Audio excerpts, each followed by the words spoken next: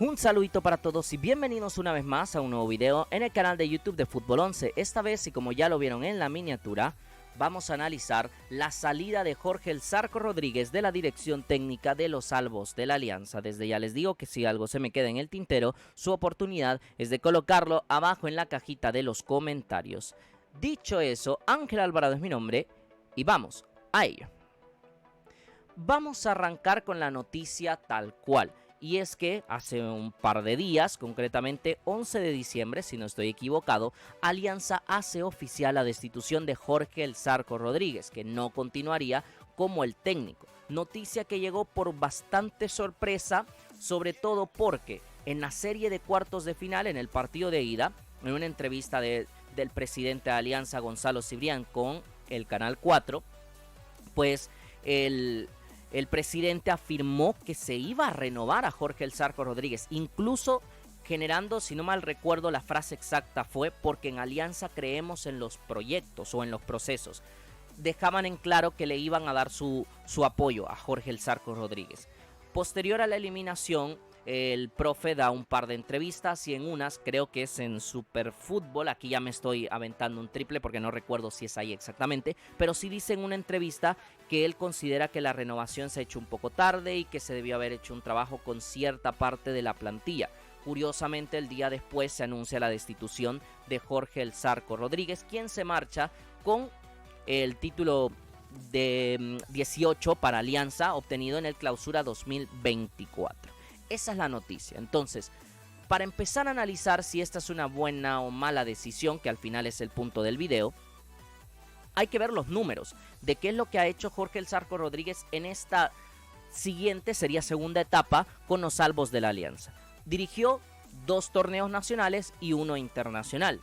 En el primer torneo del año, el Clausura, Jorge El Zarco Rodríguez consigue posicionar a Alianza como el mejor equipo en cuanto a puntos del Clausura 2024. 45 puntos obtenidos y siendo campeón del torneo. Este campeonato lo logra a la postre con 16 victorias, 8 empates y tan solo 3 derrotas. No pierden toda la liguilla, acumulando 50 goles a favor en los 27 partidos, que es una muy buena cantidad, y tan solo 16 goles en contra, una brutalidad de cifra defensiva.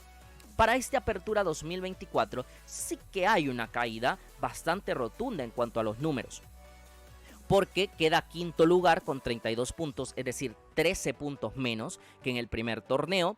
Se va en cuartos de final, también es contundentemente peor que en el primer torneo, porque juega 3 partidos menos y encima pierde el título. No sabemos con quién se va a quedar con el cetro, pero es lógico que ya habrá nuevo campeón. Y acumula 9 victorias, 7 menos que en el primer torneo, 7 empates, 1 menos y 6 derrotas, 3 más que en el primer torneo. 27 goles a favor. Esta cifra es tétrica, es muy tétrica, porque anota 23 goles menos. Yo sé que hay 3 partidos menos de por medio, pero nadie esperaba que Alianza, aunque llegase a la final, anotara esos 23 goles en 3 partidos. Y recibe 17 goles en contra, que si tienes en cuenta que jugó 3 partidos menos, también es una cifra peor, aunque solo sea por un partido. En Copa Centroamericana fue cuarto de 5 equipos con 3 puntos. Producto de una victoria, 0 empates, 3 derrotas, 6 goles a favor, 6 goles en contra. La victoria fue contra Luis Ángel Firpo, entonces tampoco es que te dé demasiado crédito a nivel internacional, porque fue un partido de local con título de Copa Centroamericana. Los demás los perdió contra Comunicaciones, Alajuelense y contra Maratón de Honduras. Realmente, si lo vemos así, hay un más a menos de la dirección de Jorge El Zarco Rodríguez en cuanto a números, siendo el primer torneo muy bueno, es más, es el que le permite clasificar a la Copa Centroamericana, y en el segundo donde claramente en lo numérico se le cae el equipo, a tal punto que, si bien es cierto en Copa Centroamericana, es verdad que creo que la vara no estaba demasiado alta, pero en liga local sí que es contundentemente mucho peor, o sea, cae prácticamente en todas las cifras. Pero esto es lo numérico, esto es lo cuantitativo. Al final hay que también transmitir qué sensaciones hubo y por qué se va cayendo Alianza durante este año 2024. Yo creo que esta Alianza, si bien es cierto es campeón, pero en los mejores momentos tuvo dependencia de los tramos individuales de algunos futbolistas. Marvin Monterrosa, Juan Carlos Portillo, Narciso Orellana, Mario González, Henry Romero, por dar unos ejemplos. Sí había un accionar colectivo que funcionaba hasta cierto punto, pero Alianza no brillaba, no era estéticamente un fútbol bonito, pero sí que tenía a varios de los mejores jugadores del torneo que le hacían marcar la diferencia. No obstante, cuando esos momentos individuales se fueron cayendo, y también producto de algunas lesiones que ocurrieron, que en Alianza hay un problema de lesiones desde hace mucho tiempo y que es algo que se debería revisar, pero eso es otra cosa. El punto es que se van cayendo jugadores, incluso el mismo Marvin Monterrosa, que para mí es el último que pierde el brillo en el torneo junto a Emerson Mauricio, y ahí Alianza empieza a tener dificultad para ser dominante en los partidos. Por eso es que le cuesta mucho más generar buenos resultados, por eso es que cae la cuota goleadora. Esto también tiene que ver con la lesión de Emerson Mauricio, que en el momento en que se lesiona era el máximo goleador del torneo, cae lesionado, se pierde un par de meses de competición y Alianza no logra sustituirle a la altura, porque encima Fito estaba lesionado, tienen que contratar a Ramiro Roca, Sebastián Julio no siguió en el equipo, habían cedido a Andrés Rivas, lo que también te quitaba esa pieza ofensiva, y los extremos, salvo Juan Carlos Portillo, no estaban produciendo goles. Todo esto va haciendo que baje el conjunto de Alianza. Encima Chicho tampoco muestra una versión dominante, se lesiona él, se lesiona Andrés Hernández, se lesiona Oscar Rodríguez, se lesiona medio mundo en Alianza, y todo esto hace decaer a un equipo al que ya no es capaz Jorge el Zarco Rodríguez de darle la vuelta. Y Marvin, como engranaje principal, al caerse, que al final es el que te permite dominar tanto, o te ha permitido en esta historia reciente dominar tanto los partidos, cuando él se te cae, en general todo el equipo ya no es capaz de imponer respuestas. Tiene chispazos, ¿sí?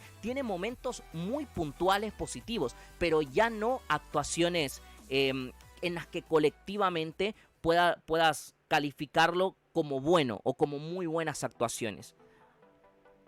Y me parece que ya no volvimos a ver a un Alianza. Bueno, para mí el torneo Apertura en general es bastante flojo, tirando a malo. Pero ¿por qué Alianza queda quinto a pesar de ser un torneo tan malo como yo lo describo o como algunos lo han descrito?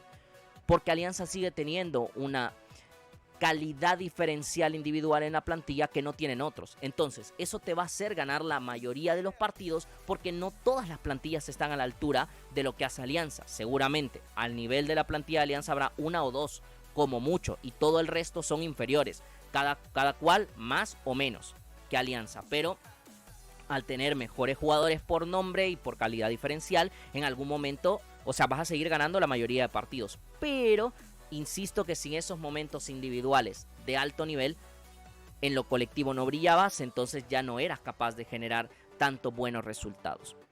Aquí se empezó a hablar del tema del recambio generacional, como se hace en Alianza prácticamente cada torneo, ya desde hace 3-4 torneos. Y me he atrevido a hacer vamos a hacer un rango, por decirlo así, estadístico, de qué es lo que hay en la plantilla actualmente, teniendo en cuenta a Ramiro Roca, que aunque ya se ha confirmado que no sigue en el club, pero fue parte de este último torneo. Alianza contó con 26 jugadores en este torneo, Apertura 2024. 2 de ellos eran juveniles constantes. No cuento a otros que sí que debutaron, porque creo que fueron 3 juveniles más, aparte de los 2 fijos, porque fueron momentos puntuales. Los que eran fijos en la plantilla eran 26 jugadores, teniendo a Christopher Guardado y a Jimmy Najarro como los 2 juveniles del equipo.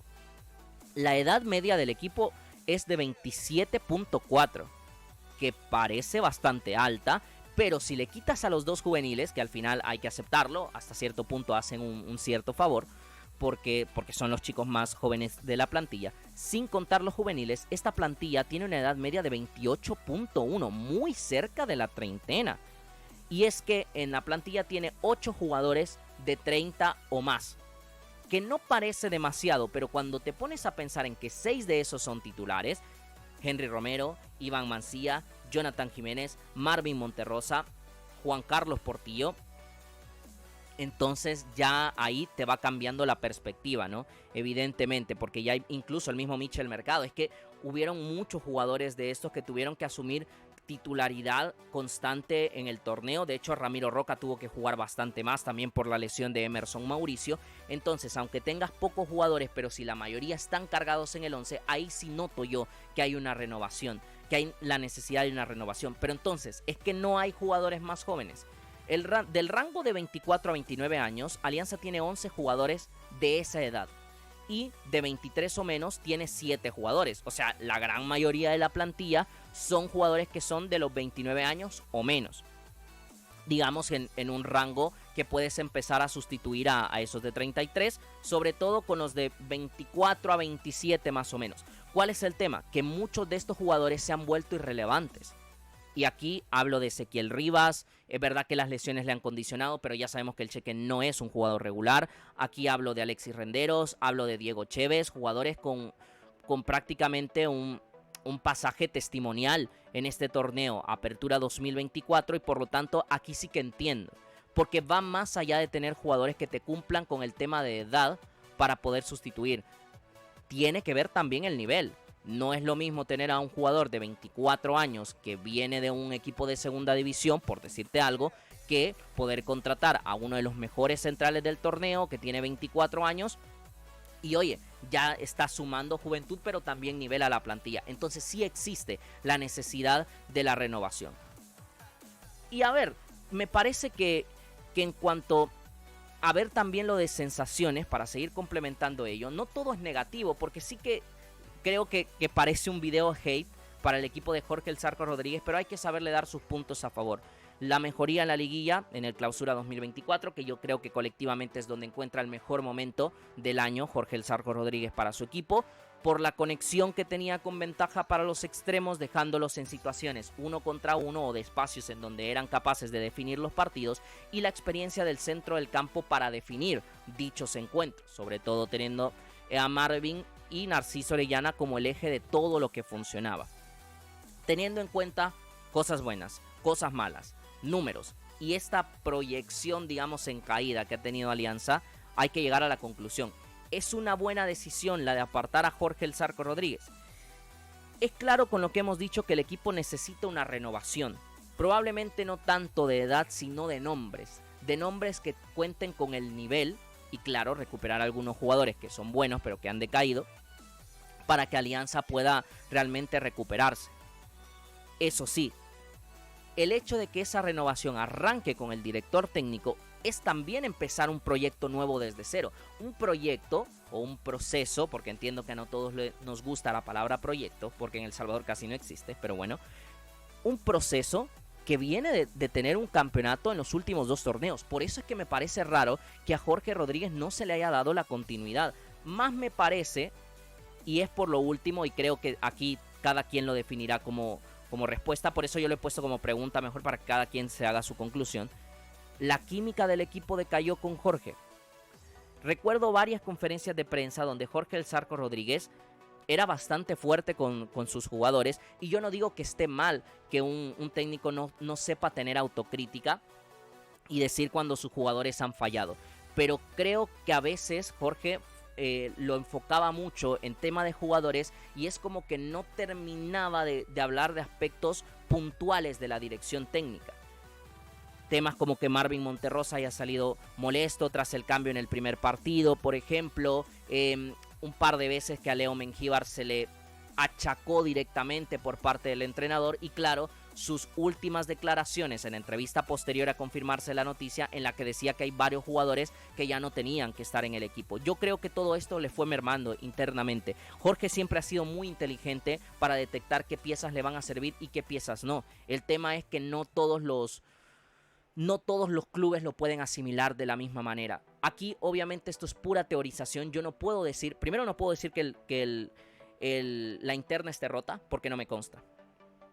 No tengo la información necesaria para decirlo, pero insisto que voy teorizando a partir de ciertos aspectos que se fueron notando en el torneo. ¿Esto terminó de generar la salida de Jorge El Zarco Rodríguez?